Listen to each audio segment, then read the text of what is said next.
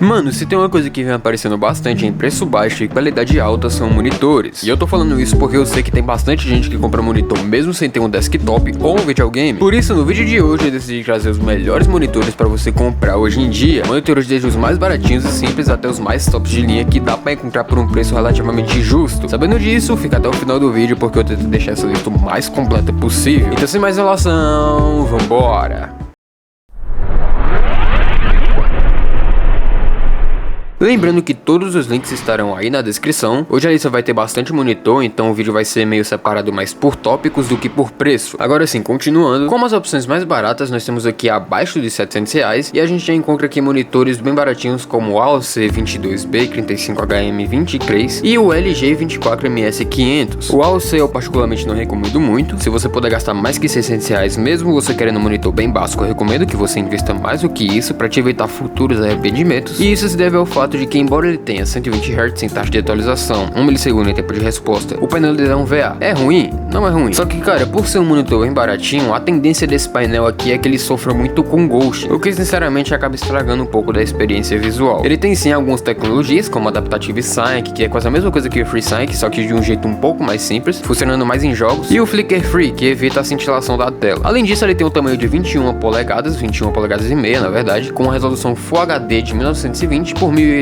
pixels, mas o problema é mais o painel mesmo, com alto risco de ghosting. Então eu recomendo que você compre pelo menos aí o monitor da LG. A gente também tem 100 Hz em taxa de atualização também, dessa vez aumentando de 21 para 24 polegadas e dessa vez a gente acaba perdendo um pouco de tempo de resposta. O que no monitor anterior era 1 milissegundo, nesse aqui é 5 milissegundos. Dessa vez a gente tem um painel IPS que, em comparação com o VA, acaba se saindo melhor no quesito de não sofrer com tanto ghosting e também possuindo uma melhor reprodução de cores. Fato é que ambos dos monitores não têm nenhuma tecnologia apropriada para jogo, o que torna eles uma opção barata mais para quem não vai jogar e nem trabalhar com programas visuais ou coisas do tipo. E eu honestamente recomendo eles mais para quem tá com um orçamento bem limitado, até porque esses monitores custam entre 450 até mais ou menos seus R$550 mais ou menos por aí. E se passar disso eu já não recomendo. Por quê? Porque acima dessa faixa de preço a gente já começa a entrar nos verdadeiros custo-benefício. E já entrando nessa categoria, a gente já consegue encontrar várias opções. Dentre elas, nós temos o LG Ultra Gear, dois monitores da AOC e o Philips Avenue. De monitor da AOC, a gente já tem aqui nesse caso o Agon G50 e o G42. Ambos têm 27 polegadas, painel IPS, o que os torna bom para jogo e trabalho visual, embora os dois possuam resolução Full HD. O Agon G42 pode chegar até 200 Hz em taxa de atualização e 0.3 milissegundos em tempo de resposta, com um sRGB de 122%, que para quem não sabe é basicamente um padrão de cores que evita que o seu monitor produza uma cor distinta da que aparece em outros dispositivos, incluindo até impressoras, mano. Um padrão de cores universal, digamos assim. Já o Agon G50 só chega até 144 Hz com 0.5 milissegundos em tempo de resposta, dessa vez apenas um sRGB de 99%. Na prática, acho que a diferença mais visível que você verá é mais a taxa de atualização do que o tempo de resposta, fora que ambos já possuem HDR10 e apenas NVIDIA G-Sync, sem a AMD FreeSync. Embora esses monitores sejam bons, outras opções também que a gente encontra, como eu falei agora há pouco, é o Philips Avenue e o LG Ultra Gear. Eles são sim monitores mais completos, o Philips acaba se destacando mais um pouco pelo seu tamanho e suas frequências, em comparação com o monitor da LG, que acaba se tornando um pouco inferior nessa parte. Isso porque enquanto o Philips vem com 27 polegadas e 180 Hz em taxa de atualização com 0.5 milissegundos em tempo de resposta, o LG Ultra Gear possui apenas 24 polegadas com até 144 Hz em taxa de atualização e 1 milissegundo em tempo de resposta. Além do mais que o LG tem uma gama de cores sRGB de até 99% de cobertura. Já o Philips acaba se saindo melhor com 128% de sRGB. Ambos possuem sim o G-Sync e o AMD FreeSync, o que os deixa mais completos, só que tem um detalhe importante que muita gente acaba não prestando atenção ou interpretando errado. Uma coisa que muita gente acaba descobrindo só depois de comprar esses monitores baratos, que dizem ser compatível com o G-Sync, é que esse G-Sync, como dizem, que as marcas colocam nesses monitores, mas custo-benefício, são apenas um tipo de Adaptive Sync, que tem capacidade de funcionar com as GPUs GeForce da NVIDIA, ou seja, não é um G-Sync de verdade, com um chipset dentro do monitor e nem nada. É um Adaptive Sync, só que com um update, digamos assim. Só que isso não torna o monitor ruim, deixando bem claro isso. Essa é uma informação que não é tão esclarecida, mas que eu acho necessário falar. Já com relação ao preço, o LG e o Agon G50 se saem melhor por serem mais baratos, custando em torno de 700 até mais ou menos R$850 por aí. Porém, o Philips e o Agon G42 se destacam mais por possuírem uma melhor gama de cores e tempo de resposta, bom para quem joga ou trabalha com edição de vídeo, custando em torno de 850 até R$1.000 por aí. Só que ainda nos custos-benefícios, subindo um pouco mais a faixa de preço para casa dos R$1.000, nós encontramos como opção mais interessante aqui dois monitores, sendo nesse caso aqui o AOC Hero e o AOC Agon G4S. Aqui são monitores que não mudam muito, mas eles têm um ponto diferencial. O Hero G2 você vai pagar em torno de 1.400 e receber um monitor com base completamente ajustável, uma tela de 27 polegadas e um painel VA dessa vez, com um sRGB de 121%. Aqui a gente só tem 155 Hz sem taxa de atualização e 1 milissegundo em tempo de resposta. As tecnologias para jogo, como a AMD FreeSync Premium, vem equipadas nesse monitor, porém agora a resolução aqui é um Quad HD, o que vai te garantir uma melhor experiência visual, mas que infelizmente esse monitor não traz HDR10, ele tem sim um HDR básico, que em comparação com o HDR10 ou HDR600 não é muito bom, mas pelo menos tem, né, mano? Não vamos reclamar tanto assim. Então esse monitor aqui é mais focado em jogo e em qualidade de imagem, ou seja, você pode perder alguns recursos e reduzir a frequência do monitor, só que em troca você ganha mais resolução de tela e mais ergonomia. Só que se você não se importa muito com esse negócio de resolução agora, então compensa mais você comprar o Agon G4S. Você vai pagar quase a mesma coisa, entre 1.300 a 1.400 reais, e vai obter um painel IPS com 310 Hz sem taxa de atualização, se estiver em overclock. Sim, mano, se você não sabia, tem como fazer uma espécie de overclock no monitor. E um tempo de resposta de até 0.3 milissegundos. Só que nesse caso aqui a tela reduz para 24,5 polegadas e de quebra já obtemos um HDR400 junto com HDR10. Então no outro que você perder a tecnologia e velocidade para obter uma maior resolução, aqui é o oposto, você volta pro Full HD, mas ganha alguns extras. Só que para quem não joga ou prefere focar mais em qualidade do que em jogo de verdade, abaixo dos R$2.000 a gente também pode encontrar monitores 4K. Nesse caso aqui você consegue achar dois monitores bem custo-benefício, sendo um da LG e outro da AOC. Nesse caso aqui, a AOC 4K, o 27B3A e o LG 32UR500B. O AOC se destaca por ser o monitor 4K mais barato que temos, e só um adendo é que nenhum desses monitores é feito para jogo, e já já você vai entender o porquê. Apesar de o AOC se destacar pelo seu preço, custando em torno de R$1.200, enquanto o monitor da LG sai na casa dos R$1.500 a R$1.900, ambos entregam uma resolução 4K Ultra HD, o AOC entregando um painel IPS com 125,3 de sRGB com até 97% do DCI-P3, que é como se fosse um gama de cores mais amplo que o sRGB, ou seja, as cores aqui são mais vivas e em maior capacidade de reprodução. Já o LG possui um painel VA e um DCI-P3 de 90% com um sRGB de até 100% de cobertura, mas que em compensação você ganha mais tela, aumentando de 27 para 32 polegadas e mais tecnologias como a AMD FreeSync, diferente do AOC que é só um Adaptive Sync e um HDR10 em ambos dos monitores, o que tudo resulta numa alta qualidade de imagem, fora que os monitores têm uma capacidade de reprodução de até 1.07 bilhões de cores. E como eu falei antes, eles não são focados em jogos, até porque eles têm mais de 1 milissegundo em tempo de resposta e também só a 60 Hz sem taxa de atualização. Continuando a nossa lista, ainda tem um monte de monitor aqui pela frente. A gente agora tem aqui os famosos Ultra Wides, que são dois. Temos o OTC G5 de 34 polegadas e o AOC Agon de 34 polegadas também, com o Samsung sendo mais básico, oferecendo sim uma boa qualidade de tela, como o LG 4K. Ele cobre até 99% do sRGB com a resolução Ultra Wide Quad HD, e para jogo, o máximo que ele tem aqui é o AMD FreeSync Premium, porém ele já vem com HDR10, 1 milissegundo em tempo de resposta e até 165 Hz em taxa de atualização. Sem contar que a melhor parte é que a tela aqui tem uma curvatura de 1000 raios, ou seja, é uma tela bem curva. No geral, esse é um monitor não tão focado para jogos, ele é mais focado no equilíbrio, entre aspas, digamos assim, entre jogo e trabalho, ou produtividade no geral. Só que se você quiser algo um pouco mais focado em jogo de verdade, ainda mantendo essa pegada ultra wide, o AOC atende melhor a isso. A gente já tem aqui um monitor que é mais completo, ele já tem uma taxa de atualização maior, tempo de resposta menor, o mesmo painel que o Samsung, ou seja, um VA, cobrindo até 124% do sRGB e uma curvatura de apenas 1500 raios. E só deixando uma coisa clara aqui para quem não entende muito de monitor sobre curvatura, quanto maior esses números, 1500R, 1800R, menos o monitor vai ser curvo. Quanto menor esse número, mais curvo o monitor vai ser, entendeu?